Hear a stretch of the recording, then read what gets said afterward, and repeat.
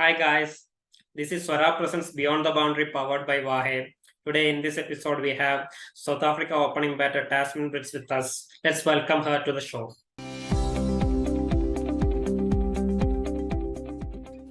So let me start by asking about one of the greatest days of your career. I was at that press conference after that Cape Town semi-final, T20 World Cup semi-final. You were the star of the show. Was that the best moment of your career so far? Yes, definitely by far. I've actually dreamed of doing things like that and never thought in a semi-World Cup that I'd ever do that. So yeah, that's definitely the highlight of it. So following up on that, that was a great tournament for you personally as well as for South Africa, playing in front of the home crowd, family, friends in a World Cup final, becoming the first South African team to reach a ICC World Cup final. What was that feeling? Can you describe the whole tournament? Yeah, so I was glad that I actually scored in a few of the games and it wasn't just like a once off, that I was actually very consistent. I mean, in tours like that, you always want that to happen. So I was grateful for that. And like you said, to top it off in a semi-final and making history and in the backyard, your own country. Yeah, I don't think you can get better than that unless you win the World Cup. I think that will probably be like much higher than that. But yeah, that feeling and hearing the crowd and your own people shouting and like you said, actually making history. You can't match that. Yeah, hopefully a World Cup win is around the corner. Yeah, hopefully. It would be nice if we could have it here again before I retire, because I definitely think our crowd helped us. But yeah, hopefully we can win a World Cup soon. Yeah.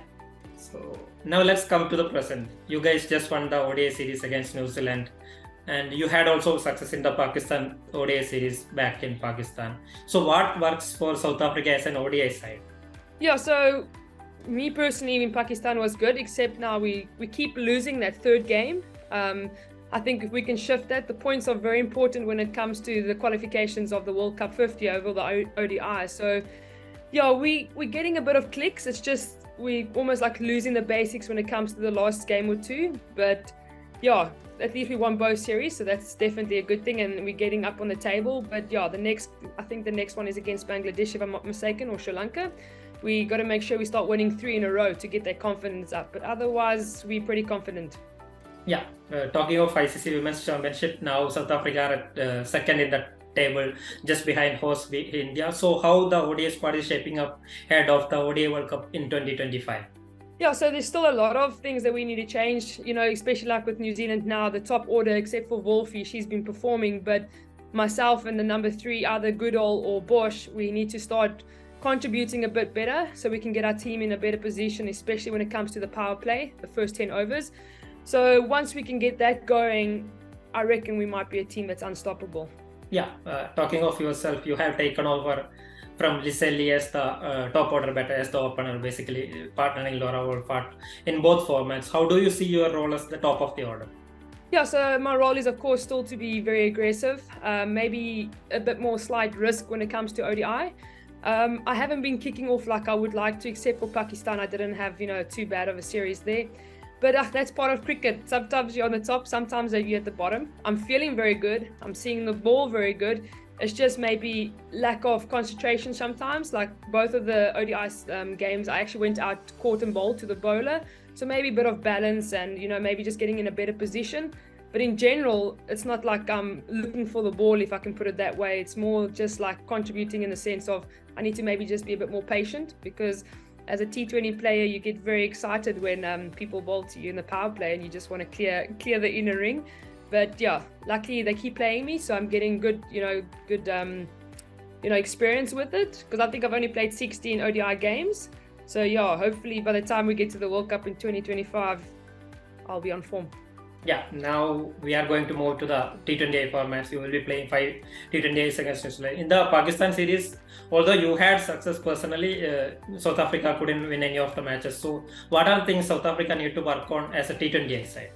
Yeah, I still think we got to work on actually all things. Fielding as well. There's a lot of times we got a lot of missed chances and catches dropped. It happened now on the Black Day now as well against New Zealand. We dropped 2 catches. There were 2 runouts.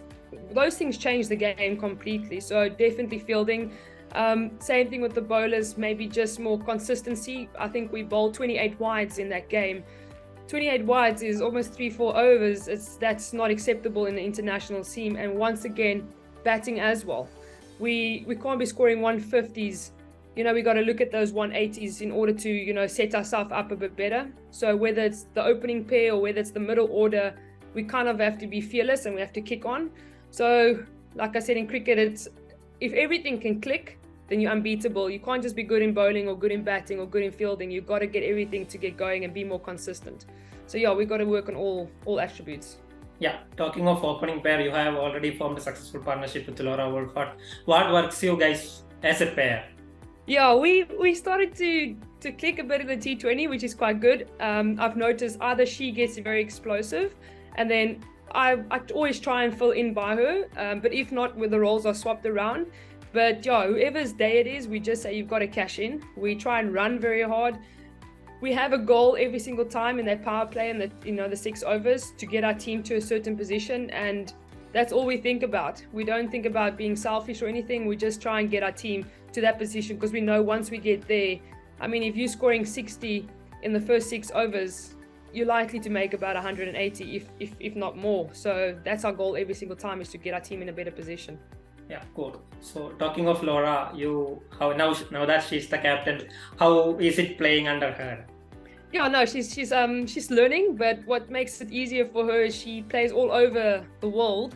So she always knows the batsman, knows the bowler. So setting up for that is a lot easier. She does get a help from a few of the senior players on the field, but she's got a very good cricket brain. I mean, you can see she's world class when it comes to to batting. So you need someone that's got a cricket brain to be able to shift, because her as a batsman, when she's batting, she knows what the bowlers are doing and where to place the field. So I think all of that comes together, and she's young. I mean, it's a nice, fresh, new skip, if I can put it that way. So sometimes it's new ideas to come to the party. But yeah, she's doing quite a good job at the moment. That was South Africa opener Tazmin Brits in this episode of Swara Presents Beyond the Boundary, powered by Wahey. Keep following this space for more interviews and news from the world of women's cricket.